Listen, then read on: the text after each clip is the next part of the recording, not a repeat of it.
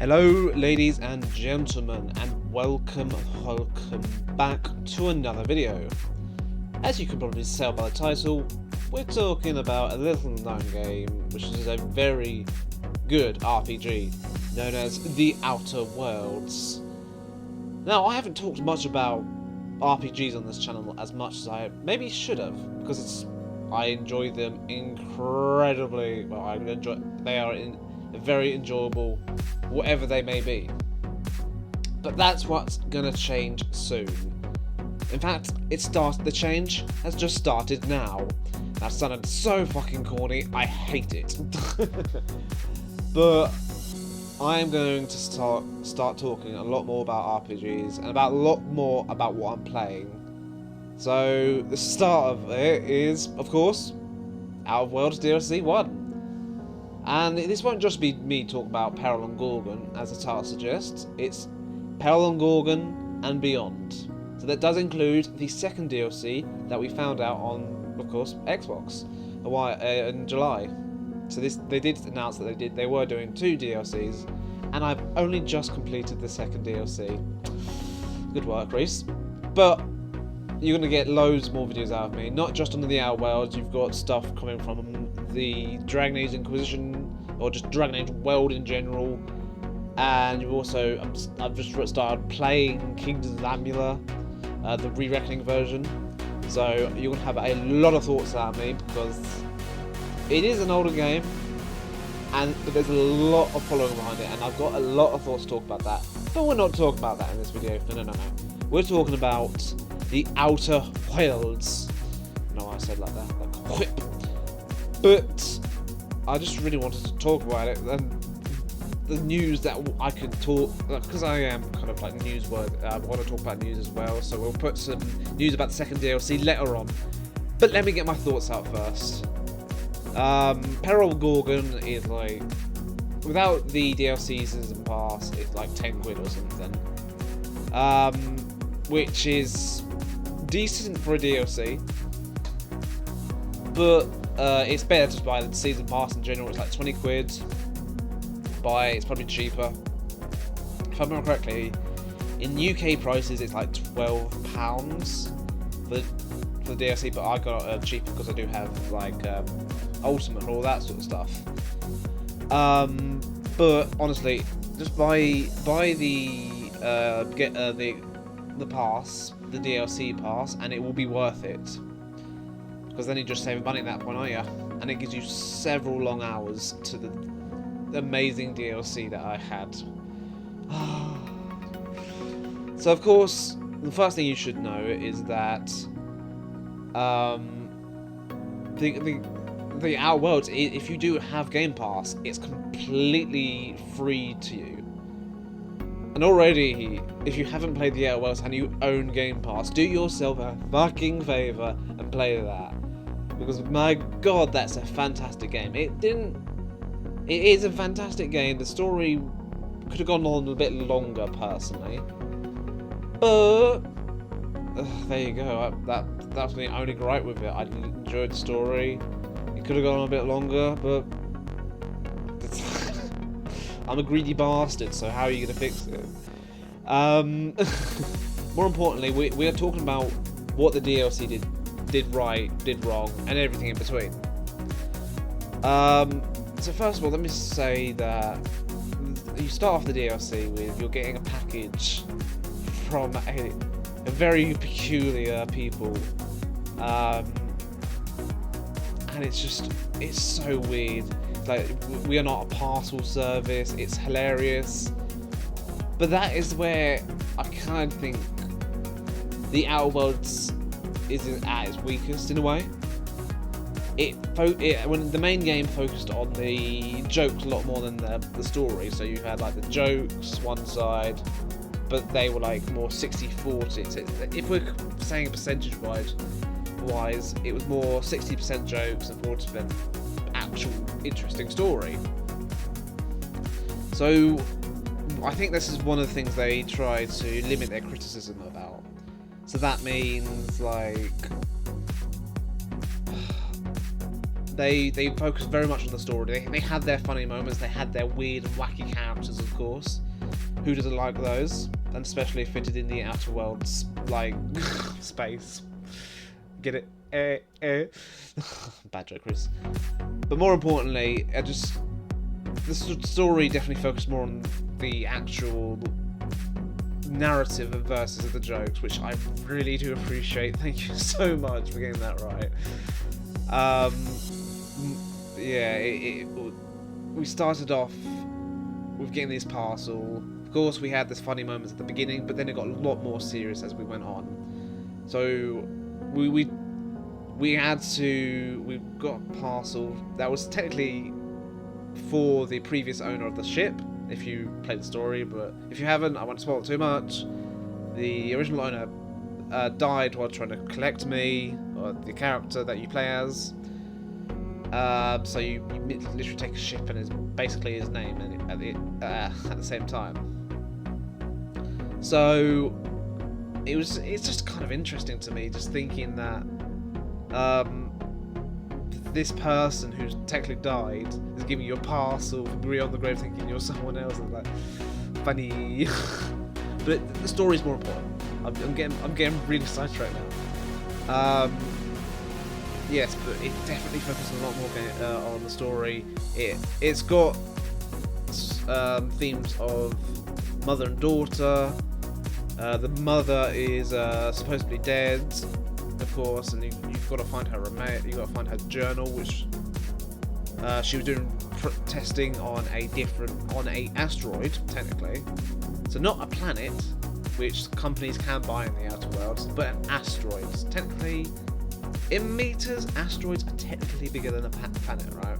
Because you've got lots of empty space. But is it cheaper? I don't know. Do I really care? Not really. More to care about everything in between. But yeah, I will say though, this was a lot more difficult. The DLC was a lot more difficult than the base game. The base game was piss easy. You couldn't die from a normal marauder or a normal alien that you would encounter.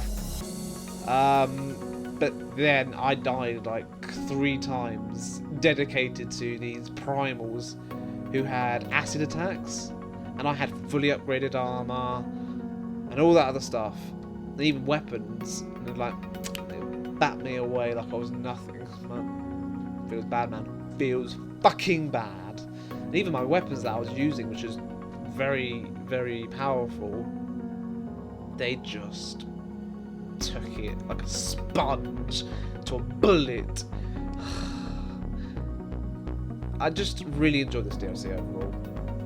And as you can probably see, we've got gameplay in the background, which is, of course, I will give this is Obsidian's development thing that they produced beforehand.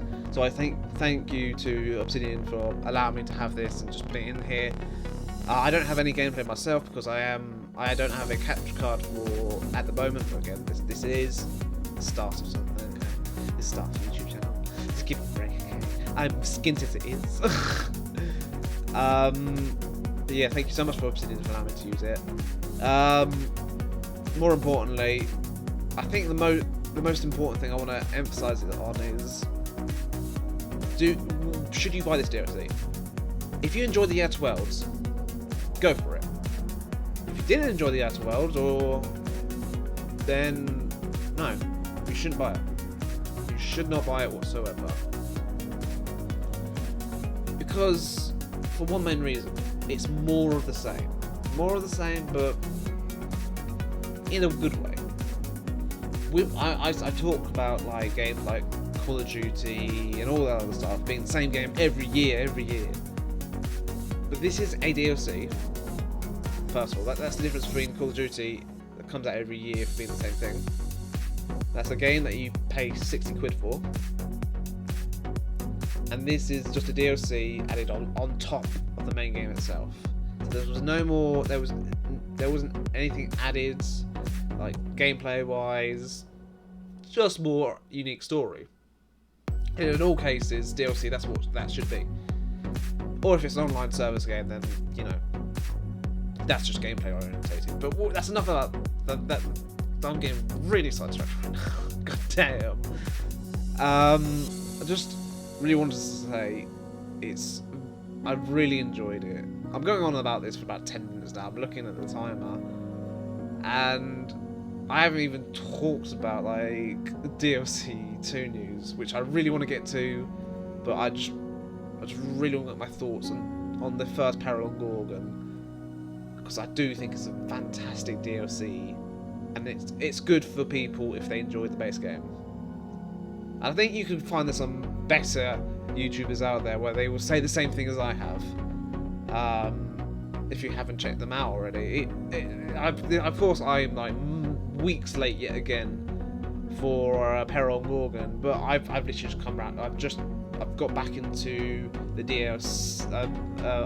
Got back into RPGs now. Now I want more RPGs. I need it. Oh God, I need it. It's like a drug almost. Just inject it right into my heart.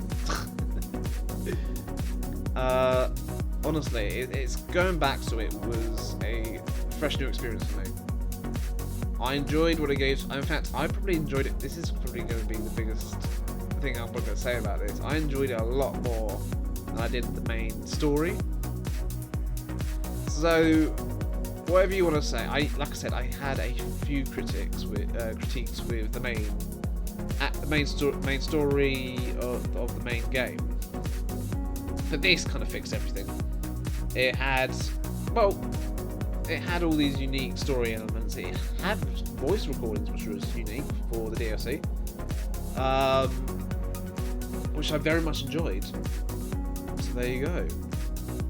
I think I'm going to stop talking about this because we've gone on for way too long. I want this to be a short video, I really do. So I'm going to make this about like 15, 16, 17 minutes or whatever. We'll see. I don't know. So how about we actually get talking about the new DLC, basically. So I've got some news on that. So I've been looking all around the internet for everything I can about the second DLC, because this has been a couple of weeks since the first DLC came out. The first DLC came out on the 9th of September. Today, as of the time of recording, is the 7th of September. So I was hoping, maybe they announced some things. Maybe they said, here's what's, or even leaks or anything like that. So I looked around the internet. So my source for this is Windows Central.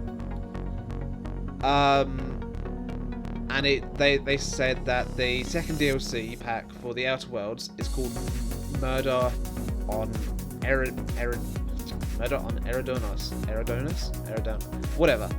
I'll put up the title in the video, and it is, of course, some news is that it's going to be Series X optimized, but we already knew that. That was kind of obvious because Microsoft owns them, and come on, most companies are optimizing it for the Series X. Which is always fun in a way.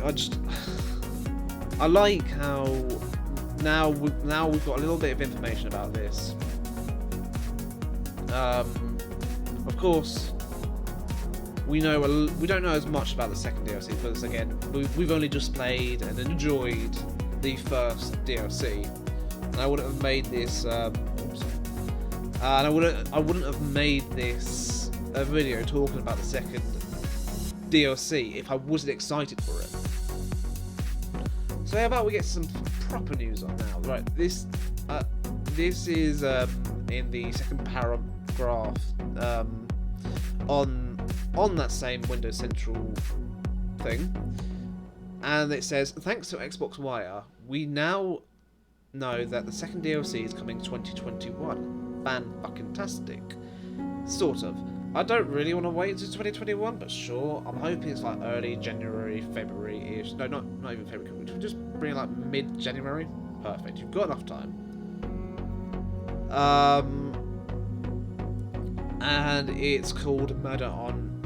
I'm going to butcher this name yet again, Eridonos. Peril, Gorgon, and Murder on Eridonos are both, well, of course, obviously $15 each, and $25 together with an expansion pass. You get it cheaper, of course, if you have the stuff. If you have Xbox Live, the Xbox Game Pass Ultimate. There we go, Riz. Xbox One has also confirmed the Outer Worlds will be optimized for the Series X. Yeah, we knew that was basically coming. Both DLCs are also introducing new armor sets, new perks, and as well as a mysterious, zany new science weapon. Who could have thought? The same stuff we got from the first DLC, we're going to get in the second DLC. But of course, we're also going to get a new thing, but we have no new details about. They didn't talk about any new details about story or anything like that. We just know the new information is that we are getting this DLC in the year 2021, which is all good.